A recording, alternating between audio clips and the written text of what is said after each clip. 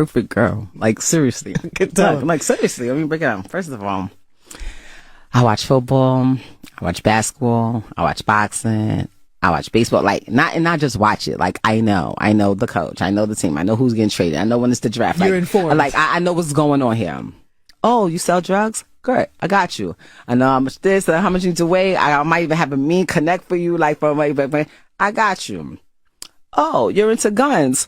What did you know? I love that. Like, anything that guys like and love, I like and love it too. So it works perfectly. And then I know how to cook. Like, not just cook. Like, I know cook. Like, well. Like, to the point that when I travel, like, if I'm going to LA and my friends know I'm coming, they're like, bitch, bring your seasoning kit. Yeah. You cooking when you get here. Like, I have a seasoning kit. I know how to cook. I know how to bake. Because you got some people that know how to cook, but they don't know how to bake. I know how to bake. What you want? A cheesecake from scratch? You want an apple pie? You want a creme brulee? So I can get you a gun and an apple pie. You got, and we watching the game. And I can get you the fruit. I found Remy Ma. So I almost forgot this while looking through the archives. So she gave the reasons why she would make a great wife. Now, check out the Real 101 playlist, music entertainment playlist. Those are the video, share the subscribe channel. I'm gonna talk about Cardi B too. So we start off with Remy Ma. And you only start to see when chicks are out they prime when they start talking like what makes them a good wife, or this is basically what they bring to the table. They only start saying that when they wash, especially in the black community. They only start saying this when they washed. When you want to know if a female hit the wall, they start naming off the things they can do for a dude. And my thing is just you should have that mindset from the beginning, you know. And some of the things she said caught a lot of people but she's for a section of guys. Oh, guns, I like sports, and you know, oh, that's cool. But men are minimalists, right? Like, respect is high there. It's very high. Like, just respect, communication, reciprocation. Them three main things you got to just bring, bro. Now, her ability to really be able to cook and bake, that's high up there too. Those are only 4 things that she really need.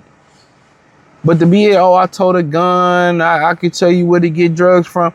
She's for a pookster, bro. That's for Pookie. Them the type of dudes that she gon' rock with. She gonna deal with a pookster. She want a crib. You know, that's what she want to deal with. So to those guys, she may be appealing. But then guess what? Pookie energy and Pookisha energy is a recipe for disaster. You don't see Pookie and Pookisha jumping a broom or having a successful relationship. Somebody 6 feet deep, somebody going to the penitentiary. You know, it's counterproductive. You know what I'm saying? So when you hear her speak that way, like a lot of dudes that think that sound cool. Oh, shit, well, you know, at the end of the day, you got to understand that come with the masculine energy. Like, do you really want 2 men in a relationship? A girl that act like a nigga or act like a man? It's not gonna work.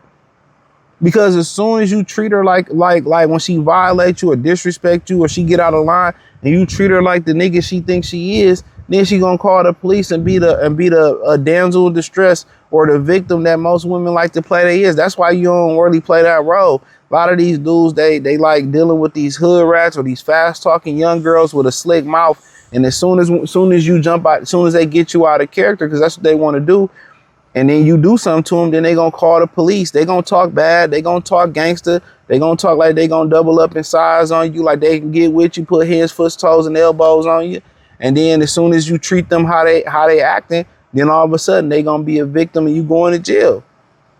You know what I'm saying? Like, that's the thing about it. Yeah, at the end of the day, a lot of these women, they lifting weights. They got more tattoos than men. They got bass in their voice like men. They got the money like men. But at the end of the day, when they come to competing on the same level playing field as men, it's basically like it going to the circus and or that tightrope movie when he was walking the tightrope and ain't no net at the end.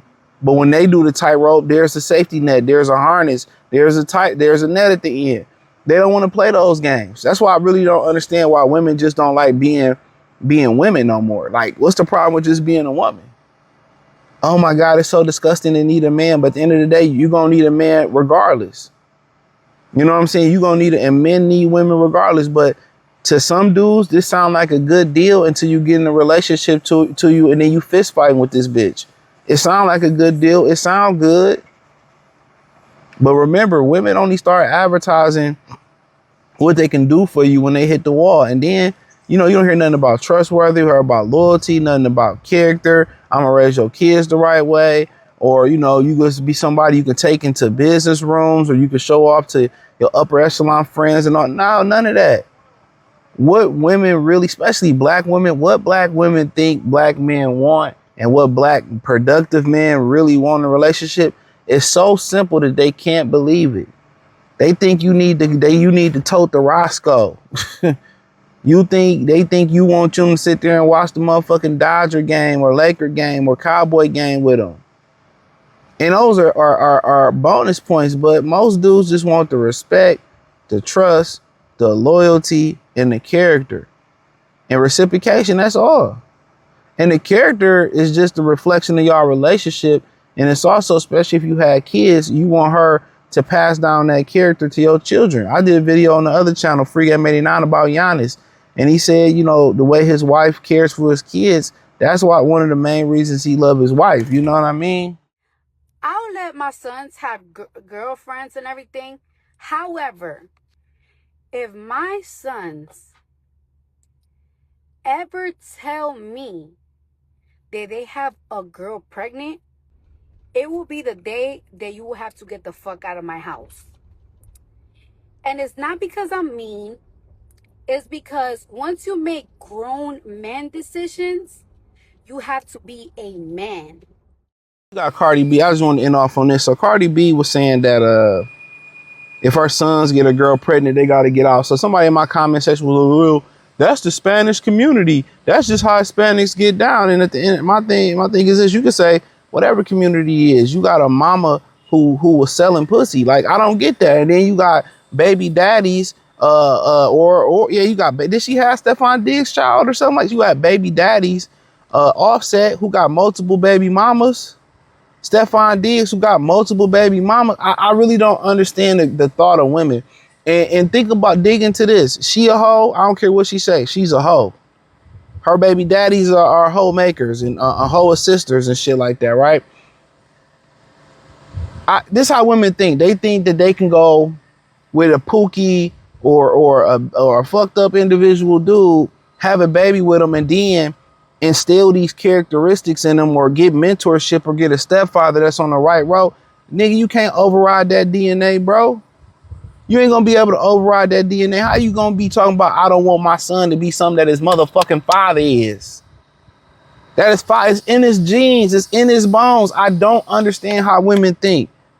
If that was so much of a critical component or component or a critical thing or requirement, why didn't you just go get a better nigga? Why didn't you get a man that you can be proud of? A man that's not a womanizer. But then they get with these dudes that's just like that, and they sons grow up like that, and then they daughters grow up talking about, in general, the men ain't shit. Stop. I just don't get it, bro.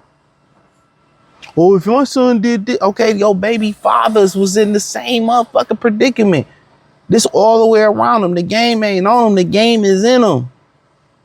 So you can say all this you want to say with them. You can try to override genetics, but they watching what you do. They watch what my pops do, what your pops did. Well, his pops did. He watched what your other fucking baby daddy did. He watched and see what you are. Kids learn by what their parents do more than what their parents say. And I think women just don't understand that.